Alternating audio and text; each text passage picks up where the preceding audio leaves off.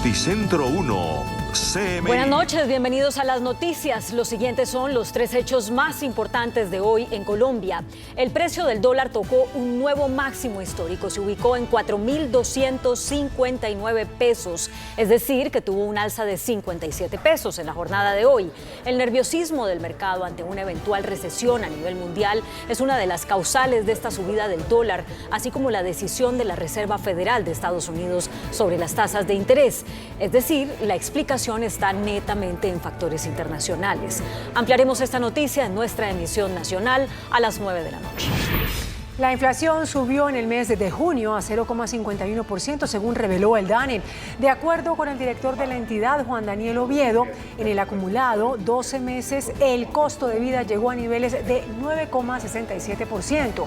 La tendencia se da por un incremento en los servicios públicos y en los precios de los alimentos. La inflación es la más alta de los últimos 18 años. Ampliación de esta noticia en nuestra emisión nacional a las 9 de la noche. Las lluvias siguen provocando emergencias en diferentes regiones del país. Ha habido inundaciones en los departamentos de Atlántico, norte de Santander y Santander, que han dejado cientos de personas damnificadas y grandes extensiones de cultivos perdidos. Ampliaremos esta noticia en nuestra emisión nacional a las 9. Las siguientes son las noticias más importantes del mundo hoy. El precio del petróleo se desplomó un 8.2% y cerró por debajo de los $100 por primera vez desde principios de mayo, en medio de los crecientes temores de una recesión en Estados Unidos. El valor del euro se desploma, ubicándose en su valor más bajo frente al dólar desde 2002 y se acerca a la paridad con la divisa estadounidense por primera vez desde su creación en 1999. Finlandia y Suecia se encuentran ya oficialmente a un solo paso de entrar en la OTAN, tras la firma de los protocolos de adhesión por parte de los 30 países de la alianza.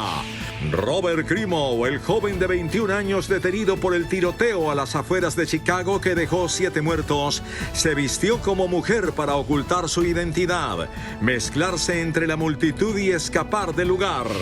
El huracán Bonnie se intensificó a categoría 3 en la escala Saffir-Simpson y golpea a la costa suroeste de México, causando fuertes vientos y grandes marejadas. Con Claudia Palacios y Margarita Ortega. El precio del petróleo se desplomó 8,2%, cerró por debajo de los $100 por primera vez desde principios de mayo. Esto en medio de la fuerte incertidumbre desatada en los mercados debido al creciente fantasma de una recesión económica en Estados Unidos. Las nuevas señales de un deterioro de las perspectivas económicas de la principal economía del mundo y su posible afectación a la demanda global de combustible golpeó duramente el precio del petróleo. Al cierre de la jornada, el intermedio de Texas WTI se desplomó 8,2% y cayó de los 110 a los $99,50. Esta es la primera vez que el barril de WTI cae por debajo de los $100 desde principios de mayo, y esto ocurre principalmente por los miedos a una recesión económica en Estados Unidos, pese a las medidas para endurecer agresivamente la política monetaria para combatir la inflación creciente. Citigraph ha anunciado que el crudo podría caer a $65 este año en caso de recesión, una previsión que contrasta con el escenario alcista de $380 el barril de JP Morgan Chase. La volatilidad en el precio del crudo ha provocado que se haya disparado más de 45% este año, en gran parte debido a las consecuencias de la invasión rusa a Ucrania. El dólar cayó, se ubica en su valor más bajo frente al dólar desde 2002, con lo cual se acerca a la paridad con esa moneda por primera vez en la historia. La posibilidad de que un dólar y un euro valgan exactamente lo mismo se acerca. La incertidumbre de la guerra en Ucrania y los problemas con el suministro de gas ruso pesan fuertemente sobre la divisa europea. La moneda cedió cerca de 1% y se cotizó a $1,03. Su nivel más bajo desde finales de 2002, y los mercados bursátiles europeos se hundieron a medida de que aumenta el temor a la recesión tras la publicación de datos débiles de la economía de la eurozona, y los inversores se refugian en el billete verde. El euro también se desplomó porque los inversionistas observaron aumentos agresivos de las tasas de interés por parte de la Reserva Federal de Estados Unidos en su lucha contra la inflación. en contraste con el Banco Central Europeo, que plantea aumentos más modestos. Desde inicios de año, el euro ha perdido 9,4% frente al dólar. De este modo, el euro se acerca a la paridad con el dólar por primera vez desde su creación en 1999. Las bolsas europeas cayeron con fuerza en medio de crecientes temores de recesión de las grandes economías mundiales. El temor a que la economía global se encamine a una recesión provocó que la mayoría de las grandes bolsas europeas abrieran la semana con pérdidas cercanas al 3%, en sintonía con la apertura en negativo de Wall Street.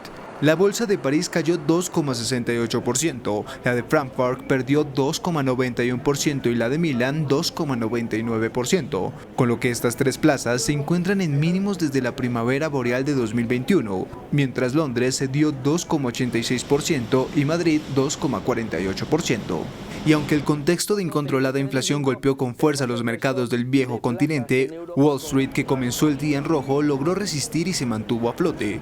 El principal indicador de la Bolsa de Valores de Nueva York registró una fuerte caída de casi 2% al arranque de la jornada, que registró ventas masivas, aunque al cierre el Dow Jones de Industriales cayó 0,42% y se restó 129 puntos.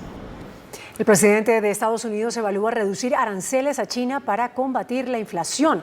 Joe Biden puede anunciar esta semana una reducción de algunos aranceles estadounidenses sobre los bienes de consumo chinos, así como una nueva investigación sobre los subsidios industriales que podría conducir a más aranceles en áreas estratégicas como la tecnología. Los 30 países aliados de la OTAN firmaron el protocolo de adhesión de Suecia y Finlandia a ese grupo. Los 30 embajadores de los países de la OTAN firmaron este martes en Bruselas los protocolos de adhesión de Finlandia y Suecia, un paso clave para su pertenencia a la alianza, si bien no serán miembros plenos hasta que no concluya el proceso de ingreso. I commend all allies for moving so quickly in accepting Finland and Sweden's applications for membership. And I want to thank Turkey, Finland and Sweden for their constructive approach. Las negociaciones culminaron la semana pasada en Madrid con un acuerdo que pone fin a un mes de bloqueo por parte de Turquía y allana el camino de Estocolmo y Helsinki a la organización. El próximo paso serán las negociaciones y la firma del protocolo de acceso que rubrican los aliados en Bruselas para enviarlo posteriormente a las distintas capitales. La ratificación de estos protocolos sería la fase más larga debido a los distintos sistemas para avalar al nuevo socio. El presidente chileno Gabriel Boric recibió la propuesta final de la nueva constitución que deberá ser aprobada en un referéndum. La convención, que durante un año estuvo redactando una nueva constitución para Chile, entregó su propuesta final de texto, que incluye 178 páginas, 388 artículos y 57 normas transitorias. Confío en que, fieles a la tradición democrática que nos caracteriza, vamos a enfrentar este momento histórico de una manera responsable y con sentido de futuro, pensando no en las pequeñas ventajas que cada uno pueda obtener, sino en la paz. Los chilenos tendrán 2 meses desde hoy para estudiar el texto que declara a Chile un Estado social de derecho y decidir en un referéndum de voto obligatorio en septiembre 4 si están satisfechos con él o si prefieren mantener la actual Carta Magna heredada de la dictadura de Augusto Pinochet. Si gana el rechazo, se abrirá un panorama incierto porque no existe hasta ahora un acuerdo político sobre qué hacer con la constitución de los militares. El presidente de Rusia, Vladimir Putin, ordenó seguir la ofensiva en Ucrania luego de tomar el control de Lugansk. El ministro de Defensa ruso, Sergei Shoigu, anunció que sus fuerzas capturaron la región de Lugansk el 3 de julio. Durante el fin de semana terminaron por tomar el control de las ciudades gemelas de Severodonetsk y Lysychansk, separadas por el río Donetsk, gracias a un poder de fuego de su artillería muy superior a la de la defensa ucraniana. El Estado Mayor ucraniano lo confirmó diciendo que sus soldados se retiraron de Lysychansk para evitar más pérdidas humanas. El próximo objetivo de los rusos es la pequeña ciudad de Siversk, que tenía unos 11.000 habitantes antes de la guerra. Por su parte, el mandatario ruso Vladimir Putin felicitó a las tropas rusas por liberar la región de Lugansk y ordenó a las fuerzas rusas continuar su ofensiva en el este de Ucrania.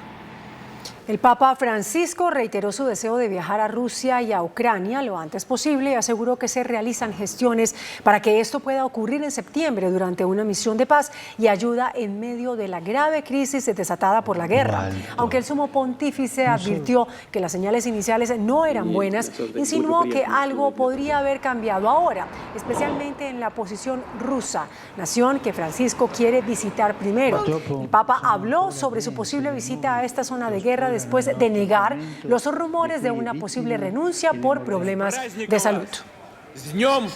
Dos importantes ministros británicos renunciaron a sus cargos en protesta contra el primer ministro conservador, Boris Johnson, a quien señalan de no cumplir con los estándares de conducta y competencia requeridos para dirigir al Reino Unido. Se trata del ministro de Salud, Sajid Javid, de 52 años, y el de Finanzas, Rishi Sunak, de 42, quienes anunciaron su decisión con pocos minutos de diferencia, asegurando que ante la negativa para cambiar la cultura de tolerancia con los crecientes escándalos que tienen a Johnson contra las cuerdas desde hace meses, es mejor dar un paso al costado. Tras la muerte de un hombre negro acribillado a tiros por la policía, masivas protestas se desataron en Estados Unidos. Esto sucedió luego de la difusión de un video en el que se muestra la muerte de Jayland Walker, de 25 años, en el estado de Ohio. En las imágenes se puede ver al joven huyendo de un intento de arresto seguido de una persecución en vehículo y a pie. El hombre habría recibido 60 balazos, según su abogado. Robert Crimo, de 21 años, autor de la matanza de ayer en Estados Unidos, se vistió de mujer para pasar desapercibido tras el tiroteo. Luego de realizar investigaciones y de haberlo capturado, las autoridades presentaron 7 cargos de asesinato en primer grado contra Crimo y podrían alcanzar cadena perpetua, según lo que han informado las autoridades. El Servicio Meteorológico Nacional de Estados Unidos informó que el huracán Bonnie evoluciona a categoría 3, pero sigue lejos de las costas mexicanas. Se prevé que se registren fuertes lluvias para los estados de Colima, Guanajuato, Jalisco, Michoacán y Nayarit durante las próximas horas, incluyendo a las entidades de Puebla, Ciudad de México y Estado de México. El ciclón se desplaza hacia el oeste a 22 kilómetros por hora y registra vientos sostenidos de 185 kilómetros por hora. Un bar en Múnich, Alemania, cuenta con un robot que prepara cócteles por encargo.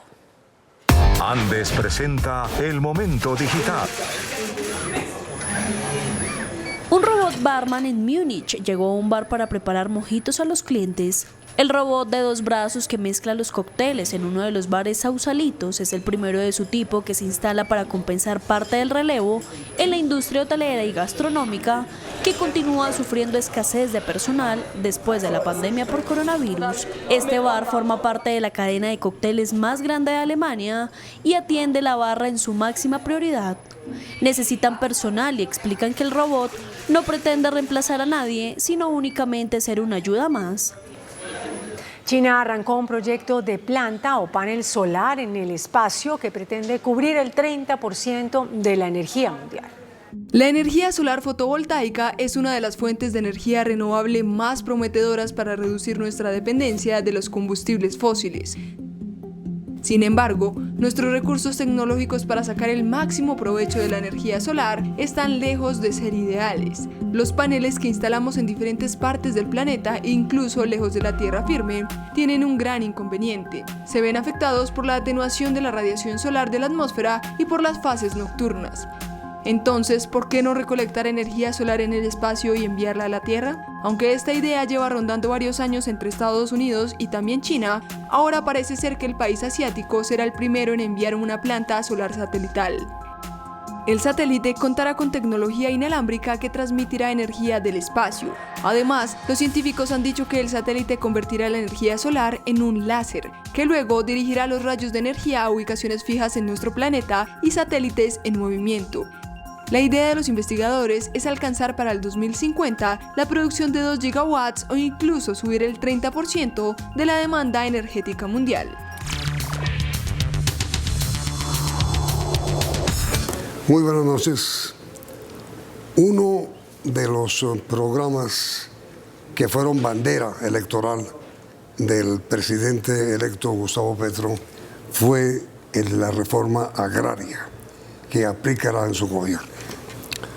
Por eso, la designación hoy de Cecilia López como nueva ministra de Agricultura es una de las más importantes escogencias de quienes serán sus compañeros de gobierno. Cecilia López es economista de los Andes, ya fue ministra de Agricultura, fue ministra de Medio Ambiente y fue directora de Planeación Nacional. Fue senadora y fue precandidata presidencial del Partido Liberal. Esa es nuestra invitada de esta noche.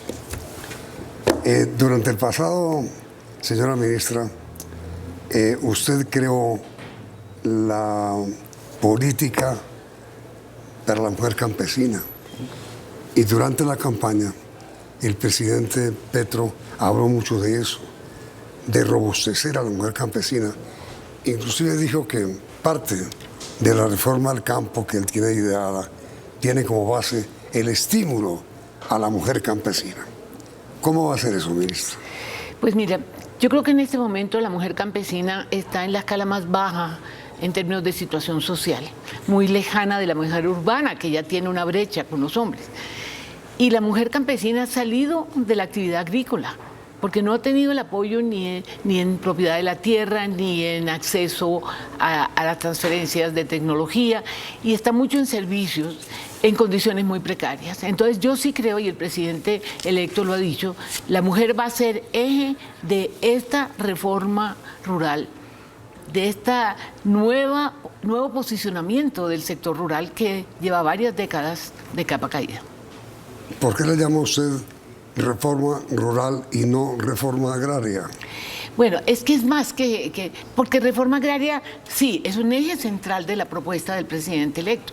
Es decir, él lo ha dicho claramente, la reforma agraria va a ser un punto central y de eso podemos hablar, pero es que la reforma rural va mucho más allá del tema de tierras. Va mucho más allá de temas específicos, es volver a poner el campo en la agenda como un tema que atraviesa muchos temas.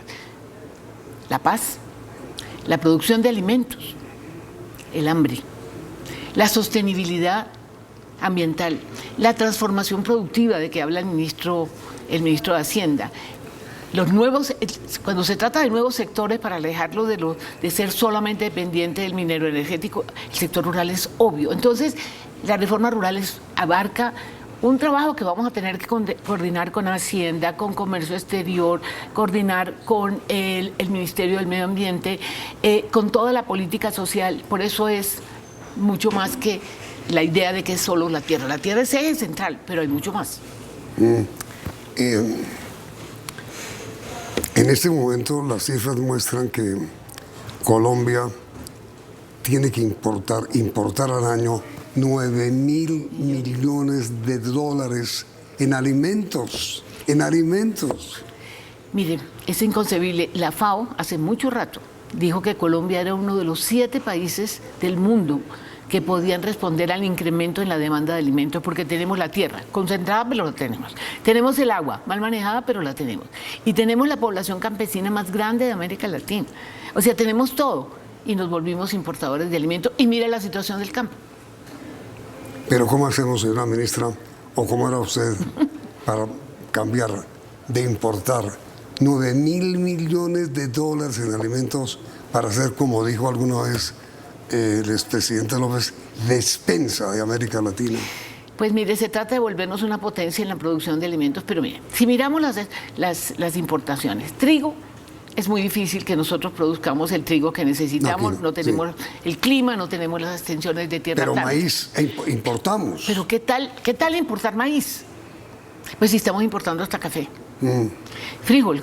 Importamos frijol. Entonces, de la China, además. Además, arroz. Nosotros podemos producir arroz, por amor de Dios, papas. Es decir, ya hay que entrar un poco. ¿Sabe qué me recuerda? Estoy recordando a Roberto Junguito.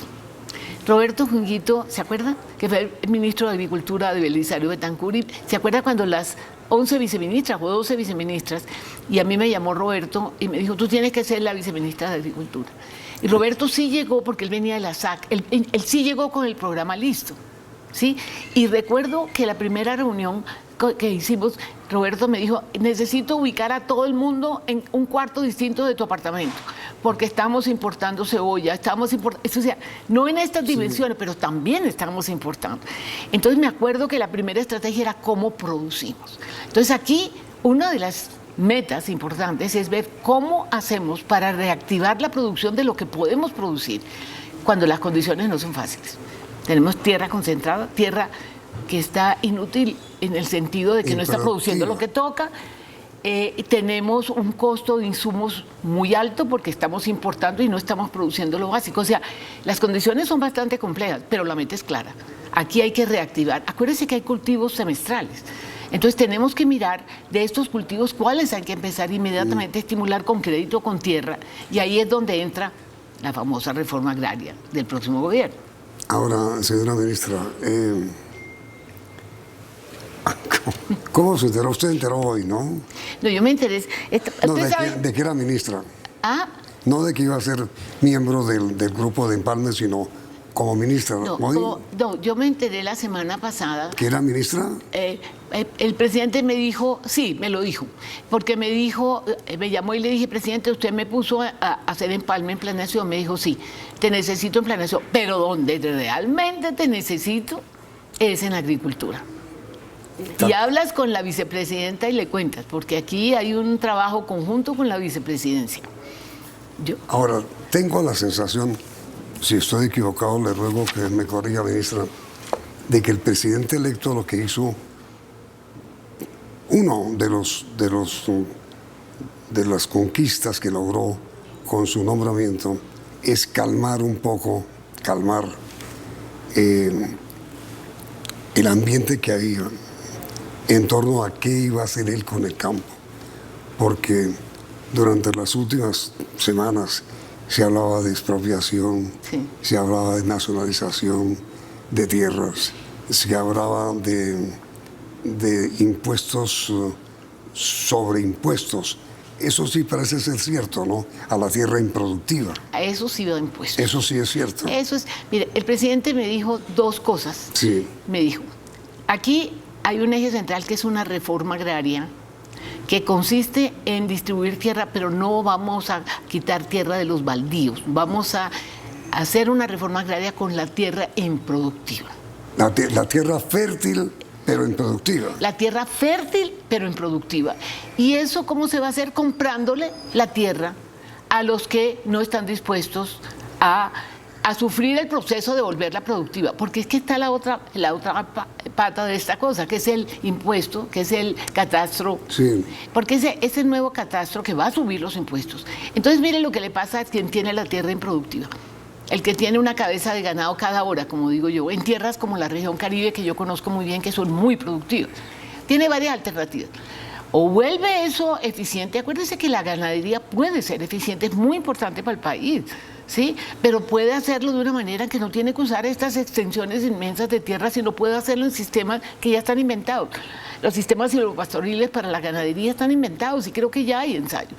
Pero eso reduce el tipo de tierra que necesitan para una ganadería productiva. El resto, ¿qué puede hacer? Si es muy productivo, puede pagar los impuestos del nuevo impuesto multipropósito, ¿sí? Si no, lo vende al Estado. ¿De dónde va a sacar la plata el Estado? Pues vamos a ver cuánto nos da el catastro. Acuérdense que los impuestos de la tierra son ínfimos hoy. Y eso se acabó. Y eso no lo alimentamos nosotros. Eso viene, lo que pasa es que vamos a acelerar el proceso de que la gente pague en los sectores rurales el impuesto que toca. Lo que usted quiere decir, señora ministra, es, mire, terminó la época de la tierra productiva que no produce. Ese es el eje de la reforma agraria. Y aquí no se va a inventar nada raro. Aquí se van a usar instrumentos que tiene el Estado, ¿sí? Y vamos a ver cómo los usamos. Es decir, que los latifundios, por decirlo de alguna manera, existan, pero que produzcan. Pero que produzcan. Es que mira, yo creo que en ese sentido el gobierno ha sido muy claro. Aquí ha habido un proceso de concentración de tierra y de una reducción del tamaño de la tierra que tienen los campesinos.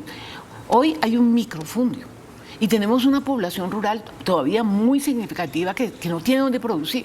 Y al mismo tiempo tenemos unas extensiones de tierra que no pagan impuestos, que como le digo, tienen una cabeza de ganado o simplemente no están produciendo lo suficiente. Ese es el foco. ¿Cómo los volvemos productivos? O bien porque se le distribuyen a sectores que están dispuestos a trabajar, a los cuales obviamente el Estado tiene que apoyar, o los que quieren tener latifundios productivos, pues tienen que pagar unos impuestos tan altos que el negocio tiene que ser productivo. Tiene que darles, sí, para poder pagar los impuestos. O sea, es una mezcla de las dos cosas, pero obviamente tiene que haber redistribución de tierra. Sí, pero entonces, acerté yo al pensar que el presidente electo la escogió como ministra de Agricultura para calmar la tierra. Para calmar la tierra. La gente me conoce y sabe que yo puedo trabajar con los gremios con los cuales ya he tenido contacto. Aquí el presidente puso una tónica que la gente no se esperaba y es el consenso, es el diálogo, no es la pelotera. O sea, yo le decía, había alguien, a todo el mundo, a los ricos del campo, a los pobres del campo, a los medianos del campo, al país, le interesa que el campo vuelva a estar en la agenda y que tenga una agenda tan ambiciosa que va a implicar muchos esfuerzos, Yamil, entre otras de recursos. Y hay que mirar ese aparato institucional. Usted no se imagina la cantidad de instituciones que hay en el ministerio. Eso es un reto muy grande, pero yo creo que a todos nos conviene que seamos una despensa de alimentos, que produzcamos materias primas, entre otras que incentivemos la agroindustria. En este proceso de transformación productiva tenemos que reactivar el campo y reactivar la industria que está muy caída. Y la industria que tiene más por venir es la agroindustria, y para eso se necesita un sector productivo del campo. Entonces, señora ministra, digamos, me responde usted después de comerciales, que su nombramiento significa que los propietarios de las tierras productivas en Colombia no deben asustarse, pero sí preocuparse. Después de comerciales. De acuerdo.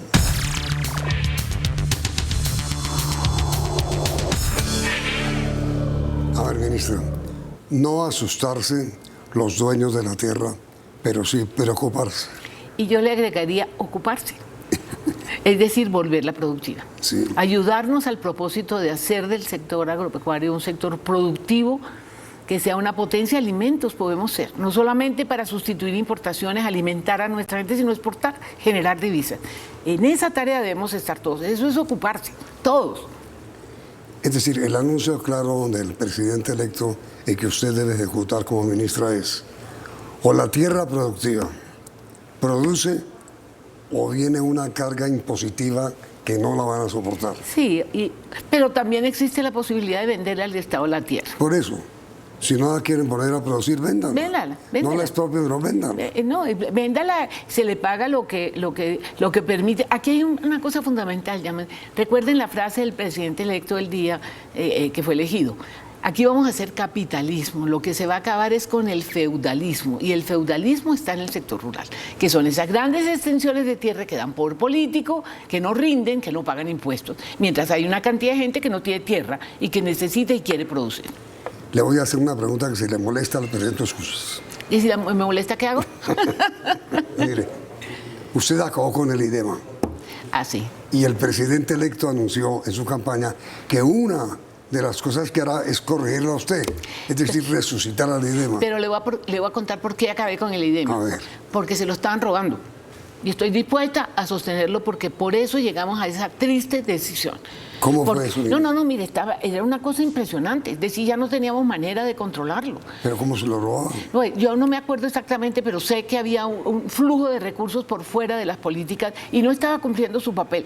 Nos inventamos el almacenamiento, pero resultó, y eso sí lo reconozco, el almacenamiento se fue para los sectores de altos ingresos en el campo.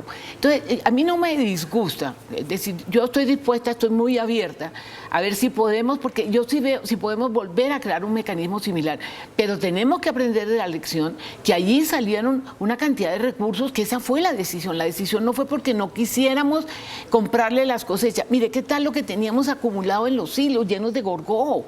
Sí, es que nadie se acuerda de lo que era el diagnóstico, eso estuvo muy mal manejado. Hubo una época muy buena, cuando yo estaba de viceministra, me acuerdo que el IDEMA cumplía su papel, pero cuando llegamos ya de ministros y encontramos, recuerdo los silos con arroz con gorgojo, eso me acuerdo todavía. Entonces me parece que yo no me estoy cerrada a la idea, yo sí creo que se necesitan mecanismos para ayudar a los campesinos, para garantizar cómo se manejan sus cosechas pues, de granos, fundamentalmente, que era lo que hacía el IDEMA. Pero también tenemos que aprender la lección. O sea, y ahí se necesita un manejo transparente, eficiente y no cometer los errores que llevaron a que tuvimos que cerrarlo. Que llevaron a que usted lo acabara. Yo lo acabé y me acuerdo que en eso me acompañaron varios ministros porque estábamos desesperados. Porque el IDEMA no era lo que debería ser. Es que el concepto del IDEMA es el que se necesita, pero aquí se perdió eso. Hubo un manejo muy politiquero en el mal sentido de la palabra. Y yo me acuerdo, pues es que, te repito, veo las imágenes de los hilos llenos de arroz, llenos de gorgojos. ¿Qué hacíamos? Estamos perdiendo las cosechas y al mismo tiempo había flujos de recursos que no se aplicaban. O sea, yo creo que no está resuelto el sistema de comercialización, eso es cierto. Estoy totalmente abierta a encontrar la solución. Porque es que lo que uno ve, ese es el gran problema del campo. Cuando hay una superproducción de arroz, los campesinos terminan perdiendo toda su inversión. Sí, es que lo que te digo que fue que eso que nos inventamos del subsidio al almacenamiento, que creí que era una solución, pues me equivoqué. Y nos equivocamos como gobierno porque eso funcionó para los grandes productores, pero no para los pequeños. Pero yo recuerdo, señora ministra, que el IDEMA fijaba unos precios de sustentación. Sí, de acuerdo. ¿Eso no funcionó? Es que yo no tengo todo el panorama, pero yo me acuerdo que la desesperación era ver perdidas las cosechas, no ya en manos de los campesinos, pero en manos del gobierno. Unos hilos que no estaban funcionando y unas denuncias de corrupción. Eso me acuerdo perfectamente. Pero eso no quiere decir que en ese momento no teníamos alternativa y como digo, creímos que el subsidio al almacenamiento nos iba a funcionar. Pues no funcionó. Y yo creo que sí hay que volver a mirar cuál es el mecanismo de negociación con los campesinos en el tema de granos. Yo sí creo que eso es porque el IDEMA era para eso, no para productos perecederos, sino para granos. Miremoslo. Y si el presidente está de acuerdo, lo miramos. Yo creo que tenemos problemas serios que tenemos que resolver con la comercialización, sobre todo el pequeño productor. ¿Y cómo hace, señora ministra, para acabar, que es otro de los programas del presidente electo, para acabar con la informalidad en el campo? Ay, Dios mío. Ahí tenemos un campo al que los salarios, ha habido toda clase de discusiones, las misiones de empleo siempre recomiendan que entonces se pague por horas. No sé. Yo creo que ese es un problema que no está resuelto. Y además tenemos un campo sin seguridad social. ¿Cuánta gente en el campo tiene pensión? Eso no existe. Y ahora que se va a hacer una reforma pensional, que obviamente compete a otro ministerio, ahí tenemos que presentar cómo hacemos para que a los campesinos se les pague lo que corresponde, pero cómo aumentamos la productividad también. Acuérdense que el sistema educativo tiene una brecha rural muy grande. O sea, es que el campesino finalmente es el producto de dos políticas, toda la política social que tiene una brecha entre el campo y la ciudad muy grande, ¿sí? En lo único que hemos avanzado, y eso hay que reconocerlo, es que tienen cobertura en salud. Hoy el campesinado tiene una cobertura en salud que no tuvo antes. Sí. Eso es cierto, eso es un avance, pero en términos de educación, la brecha, y ahora con la pandemia se volvió gigantesca. De educación y de pobreza, es decir... Claro, y entonces ahí está el tema de la productividad. ¿Dónde rompe el círculo? Si tienen baja productividad porque tienen baja educación, están desnutridos, etcétera, y usted tiene un sector empresarial que todavía es pequeño, pues sí tenemos la caña de azúcar, tenemos la palma, tenemos las flores, el banano, ahora el aguacate, pequeño. Pero ¿cómo hace usted? ¿Dónde rompe el círculo? Para que le cumplan la ley laboral, tiene que responder a la productividad, ¿sí?, de la mano de obra. Pero esa productividad en este momento tiene el freno de una brecha, por ejemplo, en educación muy grande y en condiciones de vivienda, en todo eso. Ese es un tema de los temas críticos. ¿Qué vamos a hacer con el poco empleo formal? Porque es que el grueso es informal. Pero mire, señora ministra, usted fue directora de planeación y sabe muy bien que la gran dificultad que tiene el campesino con sus cultivos es que no tiene comercialización. Pero no tiene vías. No tiene vías. ¿No tiene asistencia técnica? No, pues menos. No tiene el flujo de crédito que necesita. Mira, uno de los temas que me puso el presidente, que me parece que es importante que el país sepa, es que vamos a mirar todo el aparato bancario alrededor de la agricultura. Vamos a mirar todo el tema del flujo de recursos de crédito, del apoyo de los bancos que antes estaban en el sector agropecuario y ahora están en el Ministerio de Hacienda. ¿Se acuerda que se hizo un gran consolidado de muchos bancos? Lo hizo el ministro Carrasquilla. Pues yo quiero entender eso bien, pero el presidente sí quiere fortalecer el sistema bancario del Ministerio de la Política Agropecuaria. ¿Sí? Pero a ver, es que el presidente anunció durante su campaña que el crédito bancario para el campo debería tener 0 intereses. Él lo anunció. Eso lo tenemos, obviamente, pues él lo anunció, tenemos que mirar cómo se hace, porque sí hay subsidios, hay muchos subsidios. Lo poco que he alcanzado a oír en el empalme, esos subsidios hay que enfocarlos de manera en que tampoco uno puede quebrar los bancos, ¿sí? Entonces hay que mirar cómo hacemos para que no tengan tasas de interés tan altas, pero al mismo tiempo haya un flujo de recursos que permita que haya el suficiente crédito. Entonces, el tema bancario para el agro es un tema crucial. Yo no tengo respuestas en este momento, tengo que oír exactamente las metas que propuso el presidente y ver cómo las implementamos. Ahora, señora ministra, yo no sé por qué, perdón, no sé si usted lo sabe, por qué la banca agropecuaria se acabó, el banco cafetero se acabó, el banco ganadero se acabó, banca agropecuaria hoy no hay. Pues ese es el lío. Y uno de los temas que sí me planteó el presidente claramente es que tenemos que volver a darle al sector agropecuario el sistema bancario que le garantiza el flujo de recursos. Sí. Y eso es para los chiquitos, para los medianos y para los grandes. O sea, pero para los chiquitos son los que menos acceso han tenido. ¿Pero cómo se hace? Pues mire, por lo pronto vamos a mirar qué ha pasado, por qué la banca se debilitó tanto. ¿Qué pasó con el flujo de recursos para el campesino? ¿A dónde están yendo los créditos? ¿Sí? ¿Y cuál es la situación de los bancos? Es que ahí tenemos que mirar todo el sistema de crédito, cómo está el flujo de recursos. Ese es un tema crítico. Yo no tengo respuesta en este momento, pero sé que es uno de las prioridades que tenemos que analizar. Eso sí me lo dijo el presidente muy claramente. Ahora, señora ministra, usted ha sido una mujer liberal y su ascendencia es liberal, pero liberal de centro. De izquierda. Liberal de centro, Sí. Pues usted nunca ha sido una persona, digamos, de centro izquierda. No. Eso no la ha caracterizado. Esa posición política, ¿qué garantiza? Miren, yo cuando empecé a analizar lo que el hoy presidente electo proponía, me acuerdo de una entrevista que me hizo Cecilia Orozco para El Espectador, que yo dije, yo no soy petrista, pero soy realista. Yo empecé a ver ahí el programa con el que uno soñaba, ¿sí? Y ahí yo encontré, primero, yo no veo ahí una extrema izquierda, por Dios, no. No, yo sé. Eso sí es clarísimo. Sí. Y en segundo lugar, vi eso que el liberalismo dejó de pelear. Esas variables y esos objetivos que ha debido tener el liberalismo. Usted sabe que yo renuncié varias veces al Partido Liberal, pero sigo siendo liberal. Sí, sí. Y yo inclusive le dije al presidente Petro en alguna ocasión, presidente, a usted le sirvo mucho como liberal.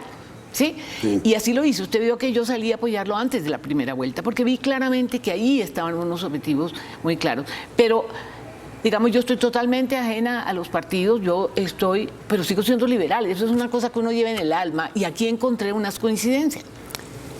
Pregunta final, señora ministra. Dígame las 3 cosas que el país debe esperar de usted. Una. Un compromiso total. ¿Compromiso con qué? Total. Con hacer del campo el eje de la reactivación de esta sociedad. 2. 2, el hambre. Trasnochada totalmente por eso. Tenemos que garantizar que este país no sea un país de ingreso medio alto con hambre. Eso es inconcebible. Y lo dije mucho antes de llegar al ministerio. Pero sobre ese punto, ministra, eso suena bien. Pero ¿cómo Hágalo.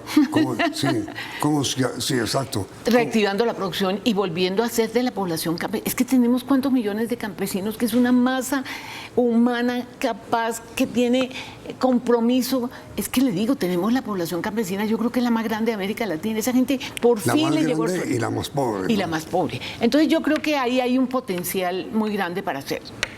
Y 3. La mujer rural. La mujer rural para mí es una obsesión, porque yo creo que las mujeres somos los motores de este cambio del siglo XXI.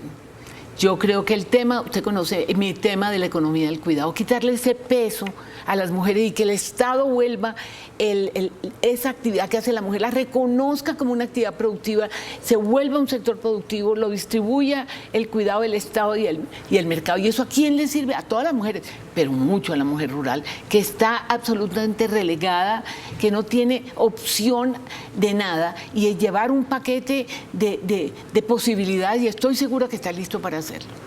Sobre todo, señora ministra, y esta es una de las ideas del presidente electo, que la mujer campesina no siga siendo víctima de violencia.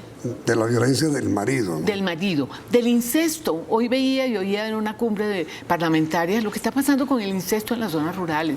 Aquí hay un tema de cultura, pero antes que se me olvide, yo tengo un mandato claro del presidente, que es la sostenibilidad ambiental. O sea, hacer de esta reactivación del sector algo que funcione en términos de hacer una agricultura sostenible y de contribuir a todos los retos que tenemos de cambio climático. Acuérdese que yo fui ministra de Medio Ambiente. Sí. Le quiero decir, señora ministra, si usted logra salvar un poco a la mujer campesina de Colombia, pasará a la historia. Y si no, la historia la juzgará. De acuerdo. Lo acepto. Ministra, muchas gracias. A ti también, muchas gracias. Muy amable, ministra. Y a ustedes, televidentes, gracias por la sintonía y sigan aquí en Noticentro 1, CMI. Noticentro 1, CMI. Dólar alcanza en Colombia el valor más alto de su historia. Divisa cerró hoy a 4.259 pesos. El petróleo cae. Cede la inflación. El mes pasado solo aumentó 0.51%. Anualizada está en 9.67%.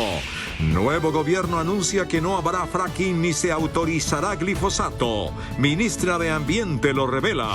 Habla la futura ministra de Salud, Carolina Corcho. 3 grandes retos. Tierras fértiles improductivas serán severamente gravadas, anuncia futura Minagricultura. Cuñado confiesa asesinato. Firma preacuerdo con la Fiscalía. Iván Márquez está vivo, revelan fuentes de disidencias de las FARC. Nuevo intento de diálogo con ELN. Con Claudia Palacios y Margarita Ortega. Iniciamos nuestra segunda hora de noticias. El precio del dólar alcanzó un nuevo récord y ganó 60 pesos. Cerró en 4.259 pesos. Este martes el precio del dólar marcó su máximo histórico y se ubicó en 4.259 pesos en una jornada marcada por la alta volatilidad en el mercado financiero. La divisa superó los niveles de marzo de 2020 de 4.017 pesos en lo que fue el inicio de la pandemia. Se tocó un máximo de 4.280 pesos a una rueda de negocios que ratificó el nerviosismo de los inversionistas por un fantasma de recesión. Estamos frente a un momento en el cual pues, la economía internacional empieza a preocuparse por una desaceleración global y esto pues obviamente genera un flujo hacia la calidad de los activos, hace que los bonos del Tesoro norteamericano cobren, digamos, relevancia como un activo especial como refugio. La inflación se mantiene de cerca, controles que llevarán a mayores incrementos de las tasas de interés por parte de la Reserva Federal de los Estados Unidos. La tendencia se mantendría hasta que se dé una definición de política monetaria a nivel mundial.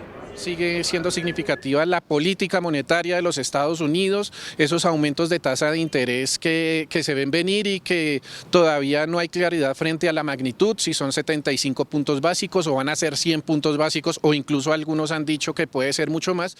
Esta semana se mantendrían los incrementos en el precio del dólar. La designada ministra de Ambiente, Susana Muhammad, dio su primera declaración a Noticentro 1 CMI, donde expresó que en el gobierno del presidente electo Gustavo Petro se le dirá no al fracking y al uso de glifosato, entre otros temas. Susana Muhammad, exsecretaria de Ambiente de Bogotá, concejala, politóloga y ambientalista, llegó hoy al empalme con el gobierno saliente para liderar su nuevo cargo, ministra de Ambiente. La doctora Susana Muhammad, quien fue designada como la ministra de Ambiente, habló de temas importantes como el plástico, el fracking, el glifosato, humedales, ríos y petróleo. Hay que frenar los pilotos de fracking y buscar prohibición del fracking en el Congreso de la República. Vamos a hacer acuerdos con las comunidades, sustitución de cultivos ilícitos, no envenenamiento de los suelos y las aguas con glifosato. Hay que prohibir plásticos de un solo uso y empezar a hacer transición de materiales. Transición energética, acelerarla y mientras tanto hacerlo de forma responsable. Hay que fortalecer la gobernanza ambiental sobre los humedales y trabajar de la mano de las corporaciones para su protección. Tenemos que tener un plan de reforestación de las cuencas altas para disminuir la sedimentación en los grandes ríos de Colombia y asegurar el agua potable. Tenemos que hacer procesos de concertación con las comunidades y restituir el equilibrio de la Mojana como sistema de inundación sin seguir secando las ciénagas para otras actividades productivas. Necesitamos enfoque de derechos humanos en la relación con las organizaciones sociales, bajar la conflictividad ambiental que el mismo gobierno produce en los territorios y trabajar en un plan integral de protección a los líderes sociales y ratificar el acuerdo de Escazú en el Congreso. Fomentar la economía forestal para que podamos producir sin depredar la naturaleza. Tras el anuncio del futuro gobierno de no autorizar la utilización del glifosato, asociaciones de campesinos y cocaleros afirmaron que están listos para adelantar un plan de sustitución de cultivos ilícitos. Después de escuchar el mensaje de no al fracking y a la fumigación con glifosato por parte de Susana Muhammad, quien será la nueva ministra de Medio Ambiente, los integrantes de la COCAM sienten que vienen tiempos que los obligan a abordar nuevos retos. Sean realmente materializados y vistos en los territorios donde realmente en los campos florezca la vida y en los campos florezca la esperanza. Es un paso significativo para el cuidado del ambiente, de la salud humana y de la salud animal. Es un paso significativo para el cumplimiento social del acuerdo de paz que pone como prioridad la sustitución voluntaria de los cultivos de uso ilícito. Consideran que esta decisión es un primer paso para brindar garantías para la vida de los campesinos que derivan su sustento de los cultivos de uso ilícito. Por su parte, la designada ministra de Agricultura, Cecilia López, apoyó la decisión de decirle no al glifosato. Dijo que los más beneficiados serán los campesinos. En diálogo con Noticentro 1 CMI, la futura ministra de Agricultura dejó clara su postura frente al uso del glifosato en Colombia. Apoyó el anuncio de Susana Muhammad. Aquí estamos de acuerdo en esas prioridades que la señaló el presidente electo en su programa. Dice que los campesinos serán los más beneficiados. Digan lo que digan, los campesinos sufren las consecuencias que muchos gobiernos han tratado de ignorar. Hay pruebas de que eso los afecta. Nosotros necesitamos recuperar la capacidad de vida y la capacidad productiva de hombres y mujeres que están en el sector rural. Y no podemos hacer nada que les haga daño, por favor. Y hay estudios que demuestran que el glifosato sí les causa perjuicio. Por eso el presidente ha sido muy claro y acompañó a la ministra de Medio Ambiente en eso. El gremio médico, por su parte, apoyó también la decisión de decirle no al glifosato en Colombia. Los médicos también apoyan la decisión de no usar glifosato para la erradicación de cultivos ilícitos ante las afectaciones en la salud. Es consistente y coherente con lo que ha hecho la ministra designada durante toda su vida pública. Es una luchadora por el ambiente y en ese sentido nosotros como la Asociación Colombiana de Salud Pública entendemos o vemos mejor tanto en el fracturamiento hidráulico, en el fracking, como en el uso del glifosato, dos elementos críticos para el mantenimiento de la salud dentro de un ambiente sano como derecho fundamental humano. Justifican que las consecuencias a futuro para los campesinos que tienen contacto con el glifosato son graves. Las reacciones sobre la no autorización del fracking anunciado por la futura ministra de Ambiente, Susana Muhammad, no dieron espera. Petroleros y ambientalistas se pronunciaron. Ambientalistas celebraron la decisión de la futura ministra de Ambiente de decirle no al fracking. Tomar esa decisión en este país biodiverso es lo más coherente que podemos hacer, no solamente porque vamos a respetar la decisión de las comunidades que están allá sentadas en las áreas de influencia donde pretenden hoy llevar los pilotos de fracking y los proyectos de explotación de hidrocarburos a través de esta técnica, sino que también vamos a respetar la vida de los territorios, la vida de los ecosistemas. Pero a los petroleros no les cayó nada bien la decisión. Queremos nosotros también conversar con el nuevo gobierno cómo se puede hacer fracking en Colombia de manera sostenible, de manera que se cuide el medio ambiente, se cuiden las comunidades y obviamente haya el mejor desarrollo técnico y económico para la nación. Piden analizar pilotos antes de tomar decisiones. La designada ministra de Salud, la médica psiquiatra y politóloga Carolina Corcho, anunció hoy los 3 primeros propósitos que tendrá a partir del 7 de agosto. Instaurar un programa de atención primaria en salud de equipos básicos que se desplieguen en todo el territorio nacional.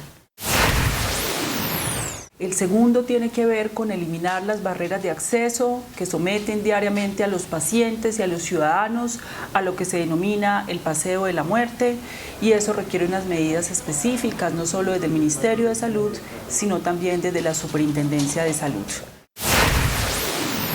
No podemos continuar con la precarización y las condiciones indignas de los trabajadores de la salud, por tanto tendrá que haber una política de dignificación laboral.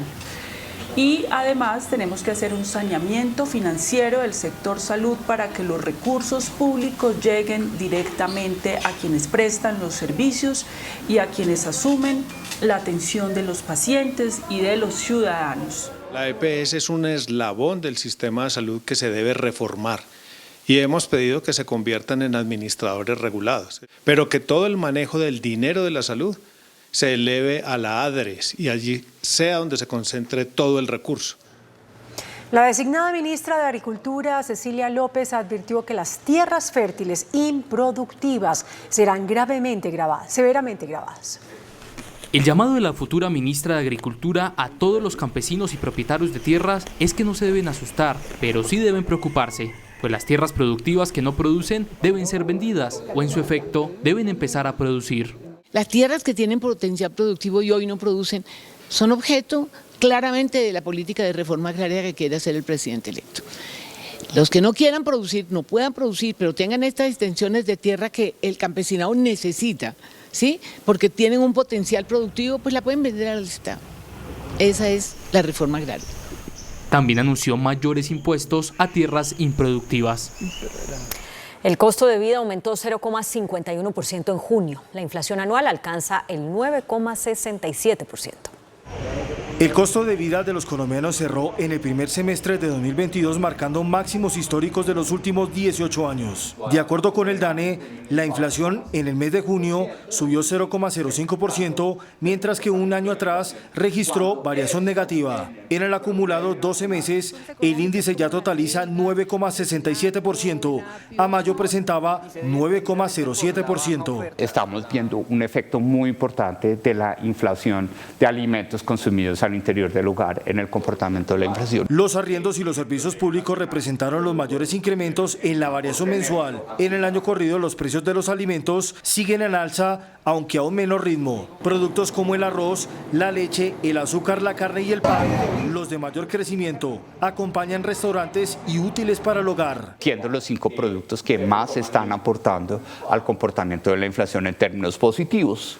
Sin embargo, es importante resaltar que tuvimos un cambio de tendencia, el tomate, que en el mes de mayo estaba aportando 7 puntos básicos positivos, pasa a aportar 4 puntos básicos negativos, lo cual significa que el tomate y la cebolla han entrado a una corrección de precios muy importante, como la que están viendo productos que históricamente eran protagonistas de la inflación. Para los agricultores, la situación internacional sigue presionando al alza los precios. ¿Cuál es el impacto que ese dólar que viene subiendo puede tener en los costos de nuestros insumos o inclusive de los productos importados que continúen encareciendo la canasta básica de los colombianos? Para los analistas, la inflación llevará a más incrementos en las tasas de interés.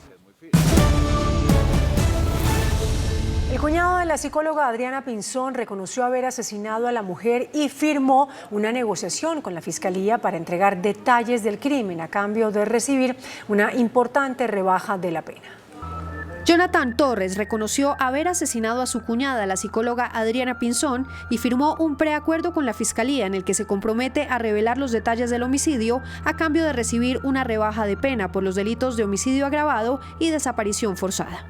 Se dosificó la pena, es decir, se estableció el monto de la pena que fueron 28 años, Uno de esos delitos tiene multa, se estableció esa multa que fue de 600 salarios mínimos y se le hizo una rebaja del 40%. Videos de cámaras de seguridad del conjunto residencial donde vivía Adriana Pinzón mostraron que Torres ingresó al apartamento el 7 de junio pasado, día del crimen, y salió en 2 oportunidades, primero con un morral negro y luego con bolsas plásticas que cargaba con dificultad y que dejó en el baúl del vehículo de la víctima. Los peritos del CTI hallaron rastros de sangre en el vehículo y en la vivienda de la mujer, así como el maletín del confeso homicida que contenía cuchillos con manchas de sangre, fotografías y la licencia de conducción de la psicóloga. La otra prueba contundente en contra de Torres es el cuerpo de la víctima, hallado el pasado 23 de junio en una zanja ubicada a un costado de una vía en Zipaquirá, Cundinamarca, y oculto en 4 bolsas plásticas industriales. Lo que se pudo establecer es que es una herida de arma blanca, la que le ocasiona, es una herida de arma blanca y una asfixia la que le ocasiona la muerte. La Fiscalía determinó que el crimen tuvo motivaciones económicas, pues al parecer Torres tenía afán por cubrir varias deudas. El preacuerdo deberá ser aprobado por un juez. Noticentro 1 CMI pudo verificar con fuentes de entera credibilidad que el hoy llamado comandante de la Segunda Marquetalia, alias Iván Márquez, se encuentra vivo. Iván Márquez, quien fue el jefe negociador por parte de la extinta guerrilla de las FARC y que decidió abandonar el proceso de paz para regresar al monte y conformar la Segunda Marquetalia en agosto del 2019, se encuentra vivo y en buen estado de salud. Así lo pudo confirmar con varias fuentes este noticiero. La versión de la supuesta muerte de Márquez habría salido de la inteligencia venezolana tras verificar el ataque a un grupo de la Segunda Marquetalia en el estado Bolívar, donde fue abatido un integrante de ese grupo armado.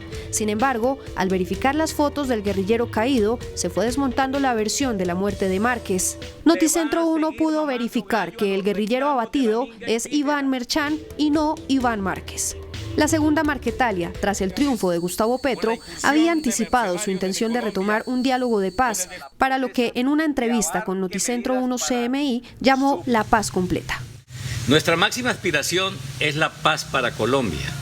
En Venezuela han caído Jesús Santrich, El Paisa y Romaña, integrantes de la Segunda Marquetalia. Precisamente sobre esta información de la suerte del disidente del proceso de paz Iván Márquez, el ministro de Defensa Diego Molano dijo hoy que el gobierno nacional sigue verificando la información sobre su posible muerte.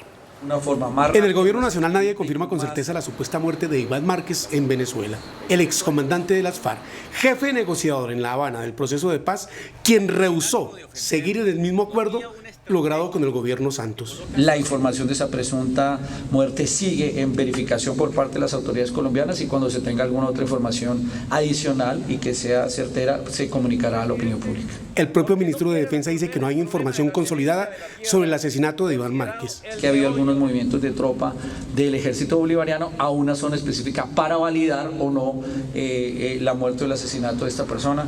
El anuncio del ministro de Defensa lo hizo en una feria para definir la situación militar de 10.000 personas que se realiza en Bogotá y durará toda la semana. El presidente electo Gustavo Petro anunció la posibilidad de reiniciar conversaciones de paz con el ELN a partir del reconocimiento de los protocolos para que los países garantes como Cuba y Noruega puedan ayudar a instalar una nueva mesa de conversaciones. La nueva fase de diálogos incluiría la declaratoria de un cese bilateral del fuego y de hostilidades. Para el presidente electo Gustavo Petro llegó el momento de la paz, no solo con el ELN, sino con todos los factores armados del país. Unos con negociaciones políticas, en la minoría de los casos, y otros con instrumentos judiciales en la mayoría. Un anuncio que para los expertos debe iniciar tomando como base lo avanzado en anteriores procesos. Lo primero es retomar lo positivo del proceso y no botar a la basura un proceso que tomó años de construcción, incluyendo la agenda, la experiencia de participación de la sociedad y la tregua bilateral que se tuvo. El ELN y el gobierno Santos ya habían logrado una tregua bilateral que duró desde el 1 de octubre de 2017 al 9 de enero de 2018.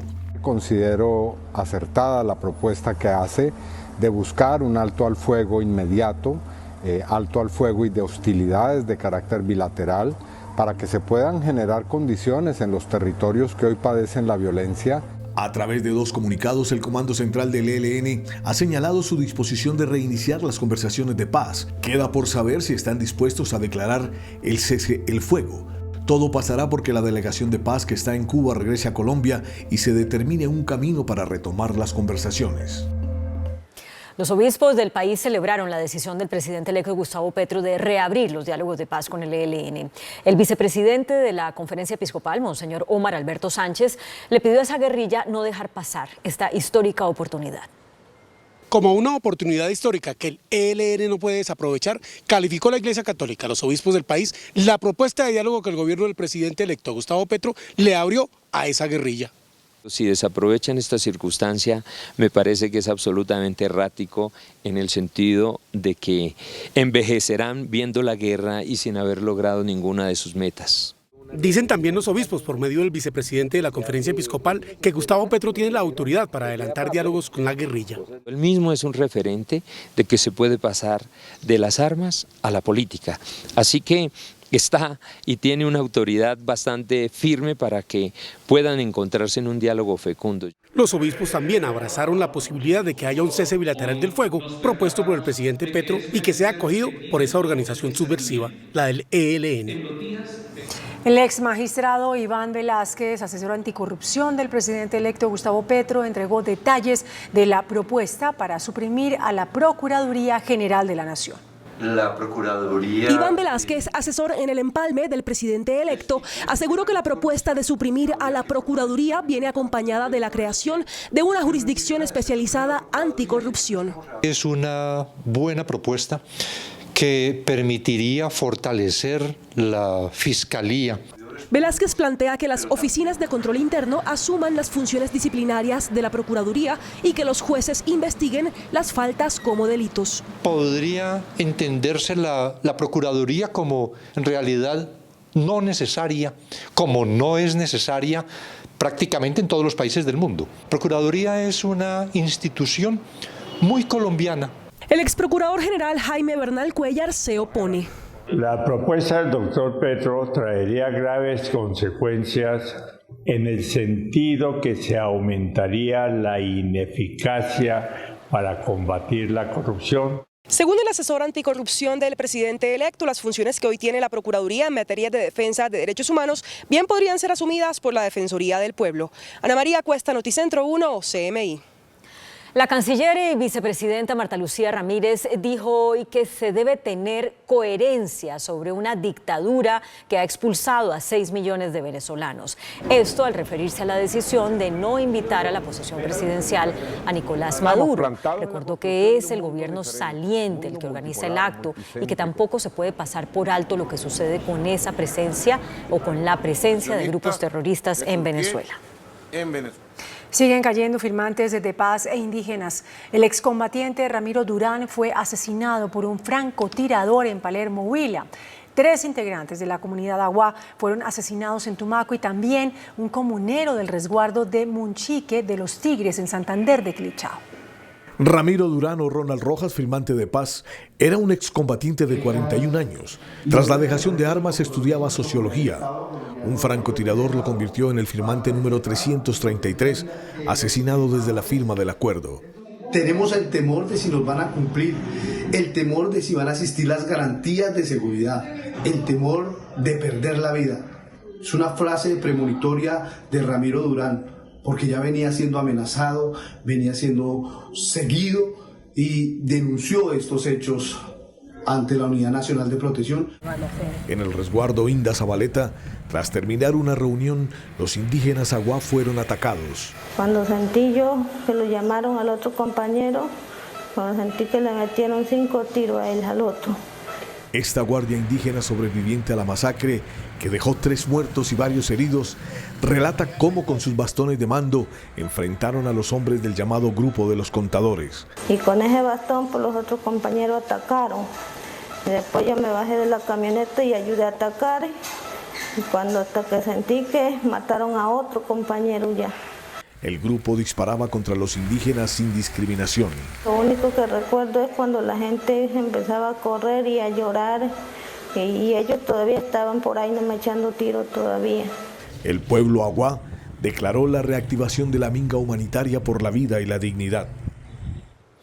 En el departamento del Cauca, en los últimos 4 días fueron asesinadas 16 personas.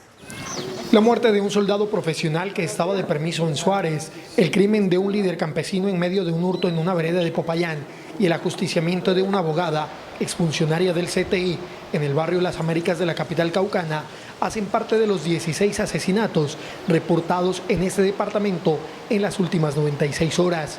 Por eso, las autoridades decidieron convocar un Consejo Regional de Seguridad. Los homicidios que se presentaron este fin de semana, todos se desarrollaron en espacios rurales. Eso quiere decir que hay que fortalecer la seguridad en la ruralidad del departamento del Cauca. Estadísticas del Departamento de Policía Cauca indican que hasta la fecha se han cometido 360 homicidios en esta región, 72 de los cuales han tenido como escenario las áreas rurales. El exconsejero para la estabilización, Emilio Archila, se refirió a la supuesta desviación de los recursos para la paz. Dijo que el primero en denunciar la situación fue él. Noticentro 1 CMI conoció algunas de las denuncias trasladadas a la Fiscalía. El exconsejero presidencial para la estabilización y consolidación, Emilio Archila, respondió por la supuesta desviación de recursos para los municipios PEDET en el OCAT Paz. El exconsejero Archila explicó que a su correo electrónico llegaron denuncias anónimas sobre las supuestas irregularidades, las cuales trasladó a las autoridades correspondientes y, según dijo, pidió revocar del cargo a los funcionarios presuntamente involucrados. La comunicación que me llegó a mí, la primera, señalaba que quienes era en ese entonces el secretario técnico del OCAT Paz sería la persona que estaría involucrada. Yo corrí traslado de eso al día siguiente, no me demoré ni siquiera 24 horas, y le corrí traslado a la Fiscalía, a la Procuraduría, a la Contraloría, a la Consejería para la Transparencia y al mismo Departamento Nacional de Planeación. El exconsejero explicó que los OCAT Paz no dependían de él. El secretario técnico a quien se refiere es Álvaro Ávila, quien también fue director de regalías del Departamento Nacional de Planeación. Estas denuncias fueron trasladadas por Archila entre marzo y mayo del 2021, cuando todavía ejercía como consejero presidencial. Según Archila, a algunos alcaldes se les cobraba una especie de peaje, pues se les exigía dinero a cambio de que esos proyectos presentados a la Secretaría Técnica del Departamento Nacional de Planeación obtuvieran los vistos buenos que se exigen y fueran puestos a consideración de la instancia decisoria, instancia en la que estaba Archila. La política que yo sugerí y que hasta la última sesión, salvo la última sesión, se venía cumpliendo, era que todos los proyectos se analizaban en estricto orden de llegada y todos los que tenían vistos buenos completos los votábamos positivamente. En otra de las denuncias recibidas y trasladadas por Archila a las autoridades que conoció este noticiero, se relaciona a Ávila y a Juan Carlos Gualdrón, contralor delegado para el posconflicto. En la última semana vemos con preocupación cómo el señor Contralor Delegado para Posconflicto, Juan Carlos Gualdrón, y el señor de regalías del DNP, Álvaro Ávila, están en una cruzada de presiones e intimidaciones al Ministerio de Transporte para que retire la favorabilidad de más de la mitad de los proyectos de vías que cuentan con favorable del sector. Todo porque no se negociaron con el Contralor Gualdrón y el señor Ávila pago de dádivas o incentivos por la aprobación de los mismos. Archila está citado el 8 de julio en la Fiscalía para ampliar esta información. Nadie distinto de mí interesado en que haya la claridad para que esto no vaya a afectar primero mi nombre, porque yo no he hecho sino trabajar por el país en este sentido y poner las denuncias juiciosamente. Desde el equipo del empalme del presidente electo Gustavo Petro van a pedir la información correspondiente al asunto y pidieron a la Fiscalía priorizar la investigación. En recientes declaraciones, Álvaro Ávila dijo que hay un entramado de suplantaciones para enlodar su nombre. Fuentes de la Contraloría afirmaron que los señalamientos contra Gualdrón son falsos. Una pareja de campesinos fue rescatada luego de quedar en medio del desbordamiento del río Putumayo. La Policía Antinarcóticos, que realizaba operativos contra cultivos ilícitos, ubicó a las 2 personas que estaban en peligro de ser arrastradas por la corriente. Las fuertes lluvias que azotan el territorio durante los últimos meses han causado el desbordamiento del cauce de los ríos en la región del Putumayo, arrastrando consigo miles de hectáreas de cultivos ilícitos ganados y aves de corral. La furia del agua del río Putumayo tocó el hogar de doña Graciela, quien quedó atrapada junto con su esposo. Son dos personas que son campesinos de la región, son personas que estaban en ese sector y la creciente del río era muy probable que los cogiera. Están vivos de milagro porque nuestras aeronaves vivan en vuelo sobre ese momento y hacen ese rescate. Una peligrosa maniobra por parte de agentes especiales dedicados a la erradicación de cultivos ilícitos. En su paso, vieron a las personas en medio de la nada. Antes de aterrizar en su destino, descendieron para salvarle la vida a esta familia. Doña Graciela se aferró a la oración para pedirle a Dios por ayuda. No tenía ninguna forma para comunicarse con persona alguna que los pudiera ayudar. Como unos náufragos estuvieron resguardados bajo una palmera. Desde allí veían cómo flotaban techos y partes de otras casas que el río había arrastrado. Nuestros pilotos en el traslado observan la creciente del río y más adelante de esta creciente pues logran visualizar una pareja que se encontraba en inminente peligro. A pesar de que el miedo se apoderó de esta familia, la fe y la esperanza nunca desapareció.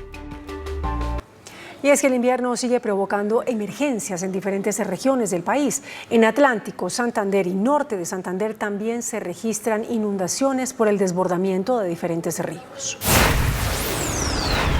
Cultivos bajo el agua, casas abandonadas y desplazamientos en canoas se ven ya en el sur del Atlántico por las filtraciones de agua en poblaciones ribereñas al río Magdalena y al Canal del Dique en el sur del departamento. Los campesinos viven angustiados, pues en la última semana, consecuencia de las lluvias en el interior del país, los niveles del río Magdalena están aumentando entre 3 y 4 centímetros diarios.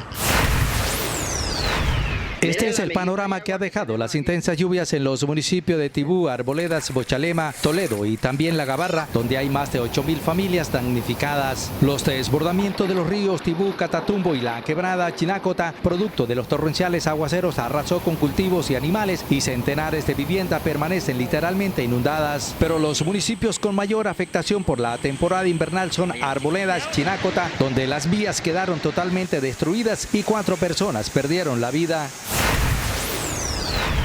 Cerca de 4.000 familias están afectadas por el rompimiento del dique debido a las fuertes lluvias y la fuerza del río Magdalena en el corregimiento de Sitio Nuevo, municipio de Puerto Wilches. Esta emergencia también tiene colapsada la economía de sus habitantes, ya que alrededor de 4.000 hectáreas de cultivo, entre ellos maíz, plátano y frijol, se encuentran bajo las aguas, al igual que sus viviendas.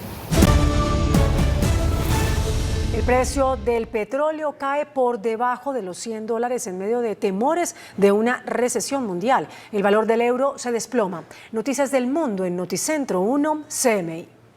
Las nuevas señales de un deterioro de las perspectivas económicas de Estados Unidos y su posible afectación a la demanda global del combustible golpeó duramente el precio del petróleo, el cual se desplomó un 8,2% y cerró por debajo de los $100 por primera vez desde principios de mayo.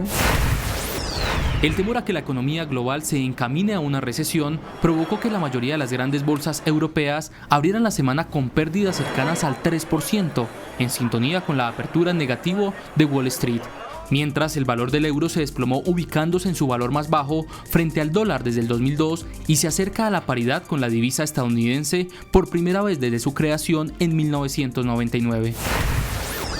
Este 4 de julio, día de la independencia de Estados Unidos, un hombre armado mató a varias personas e hirió a una treintena más en un desfile en Highland Park, Illinois, cerca de Chicago. El presunto atacante, identificado por las autoridades como Robert Crimo, de 21 años, utilizó un rifle de alta potencia que disparó más de 70 veces contra la multitud. El equipo de empalme del gobierno del presidente electo Gustavo Petro expresó preocupación porque la compañía Monómeros siga en manos del presidente interino de Venezuela, Juan Guaidó.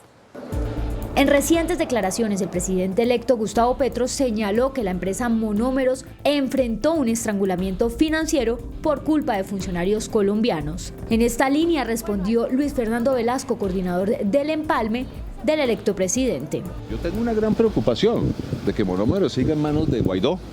Esa sí es una preocupación. Monómeros en manos de Guaidó fue un desastre. se desapareció.